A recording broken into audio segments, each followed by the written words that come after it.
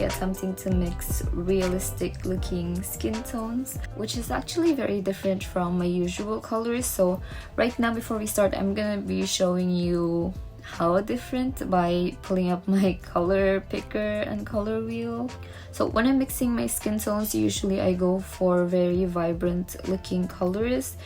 They're not always so vibrant that you notice it, but usually my colors are somewhere around this area of the color wheel.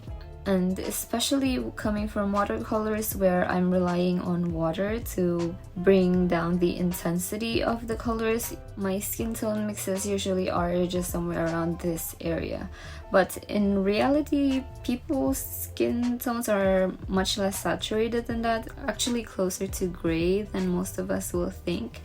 So today I'm gonna try to bring my colors a little bit to that area and have it be looking a little more realistic than my usual paintings. And to do that, I'm gonna be drawing Princess Miya from the Princess Diaries. You can also see that the lighting in this photo also just pushes it more to that desaturated color scheme. So this one is gonna be a challenge for me, but I'm very excited. I'm going for my usual mix: permanent yellow deep, flame red, ultramarine blue, but this time I'm adding black, which is something I'd usually avoid, but now I'm gonna use it so I can really achieve those very dark blacks. And also I want to use it to desaturate my colors instead of just using the opposite colors this time. I'm starting with the black because it's the color that doesn't really need a lot of mixing, and also it's one of the colors that I'm sure is right because that area is just super dark and I want my painting to reflect that. Maybe along the way you'll see me adding different colors to that black, so there's also shifts in those big areas, but generally I'm also very careful to not make those areas too light because gouache just dries lighter than when you're painting with it, and I don't want that to happen with these parts.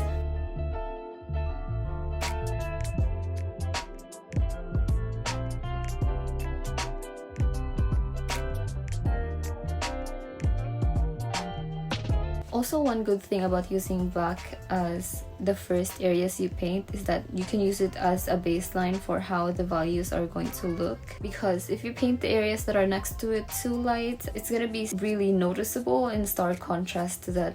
It's a good baseline to use to know where your values are going. And you can see that it's working with the areas like her neck. That part is a lot darker than I would have painted it if it wasn't for the black.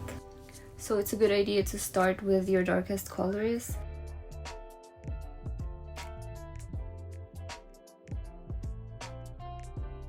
And now I'm mixing colors for the whites of her eyes, and I'm doing it first because I really don't want to paint those areas too light. Usually I make the mistake of just leaving it white. But if you take maybe a color picker, you will see that by itself it's actually closer to a warm gray than it is to white, so that's how I'm painting it.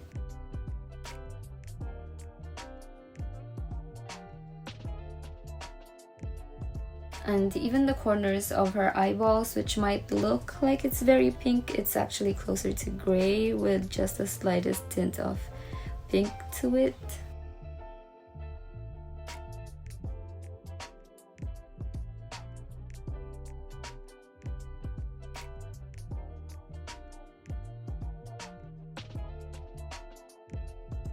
And other than those areas, the parts are right on the corner of her eyes is also something that I normally wouldn't paint this way. It looks really great that it almost looks wrong, but later on when I start adding more saturated, slightly more vibrant colors next to it, then it would start to make sense. Just like right next to your eye bags, usually your eyes are a lot more cooler toned than the rest of your face.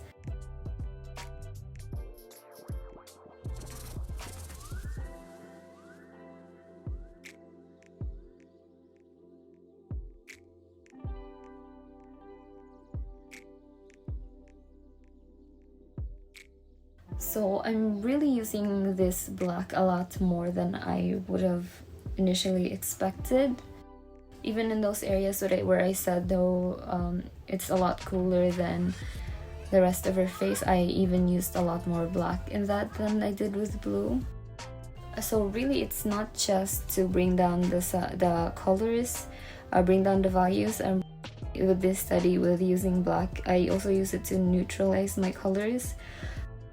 Usually what I would do is to mix the base colors first, and if it starts leaning towards somewhere that I don't want, I just add the complementary colors to bring it down more. So if my mixes would start looking a little bit too orange, I would add more blue to that, and that will neutralize it. But now what I'm doing is I'm mixing the colors first and then I'm adding black to that, really to achieve the same results. But the difference is that by using the complementary colors, I'd still end up with slightly more vibrant colors than, well, depending on how much I add, but usually that's the case.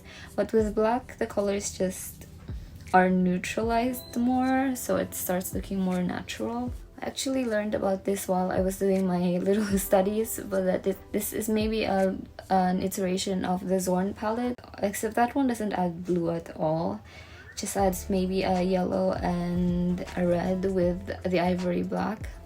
And this is a really good idea for mixing more natural looking skin tones, and especially in real life, even though there are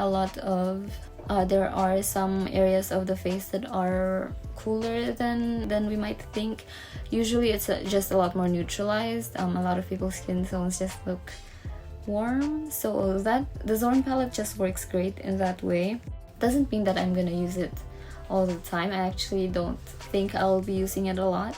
I still think I'd prefer more vibrant colors for my paintings, but still I think it was a good thing to try it out first before I completely wrote it off. When I first heard about it, I thought it was crazy to leave out the blue and replace the black with it, but it actually does work so well for mixing realistic skin tones. And I'm glad that I tried it out for myself, and I'm actually very excited to try it out with my oil paints which just arrived today. And I'm very excited to see if it works with oil paints too. It probably does because that's what they were using, but it will be my first time using oil, so I'm excited to see how it works. One of the things that I had trouble with this painting was the parts of her face that had a lot more color. Maybe it's just a blush. Parts like her nose and her lips, because I was already mixing all of these neutral looking colors, that it was hard for me to go back and add the blush tint to them without going too far and have it look too out of place. With her lips especially, it was hard because every time I would get it to the right hues, I would make it too dark. And when I tried to add white to it, of course it ended up looking too gray. And so with those areas there was a lot of going back and forth, but I think I finally worked it out by mixing my base colors first. And I had to get just that right shade of orange before I tried to bring it back up in values with the white. And that's the method that worked finally, but it still took a while for me to get there. This was just a lot of trial and error for those areas, like her lips and her nose, and even some parts of her cheeks for that matter. I'm zooming you guys in so you can see just how many different shades there actually were to her face, which is why it took me so long to finish such a small painting. Usually in my paintings I'd use big blocks of areas to paint the face, so I don't really need to mix that many different shades to just one small area. So this one, even though it's smaller, it actually required a lot more effort for me to finish. I think I ended up with 5 or 6 hours of footage for this one, and usually in my paintings I would have 1 to 3 before I can go ahead and edit it. So this one took a lot of time, but I just still think it was worthwhile. It didn't really feel like I was putting that much time into it because I was enjoying it so much.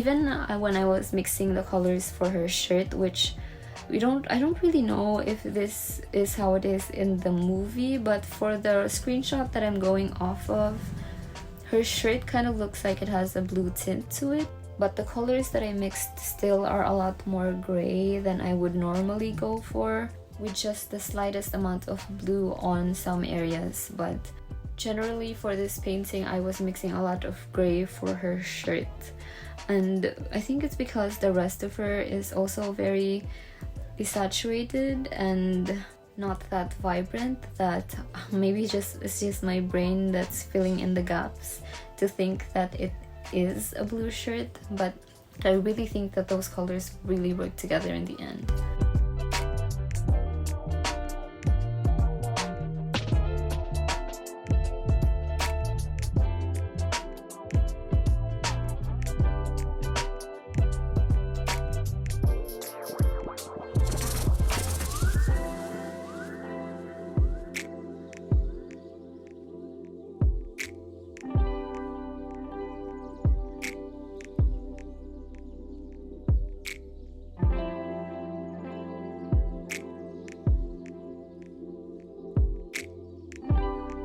As usual, I messed up with her hand, and I really just had so much trouble with it, and I'm setting aside just the proportional issues with it, really the rest of her.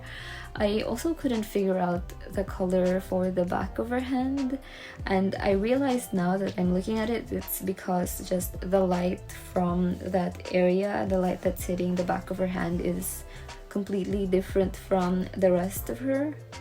So I actually needed to use a lot more yellow in that area than the rest of her, just the rest of her painting.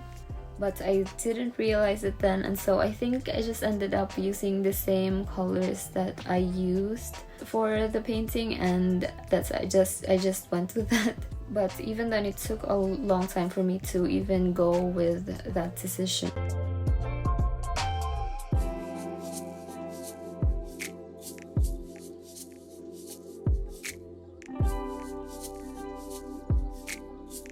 One other thing that makes this different from my other gouache paintings is that I'm using mostly thick layers for it, and I think I only used water to bring down the consistency of the paint enough to make it be workable, which is the reason why I could paint one area first before moving on to the rest of her. Usually I would advise people to go from loose paint to very thick, but this time, because I'm not really thinking of adding that many layers, that's why I'm not too worried about the consistency of my paint. And I could focus on working with one area before looking at it as a whole painting, which is usually how I work. I would like to figure out the proportions and then to see if the values for the painting and just the colors would work well as a whole piece before I focus on small details. But I didn't do that on this one, which I think still works. But yeah, that is it for this video. I didn't get to finish the whole thing because my phone stopped filming. I don't know what's wrong with it. I hope it's not too bad. I hope it starts working when I need to work on my other video. But yeah, thank you guys for watching this study with me, and I will be seeing you again soon.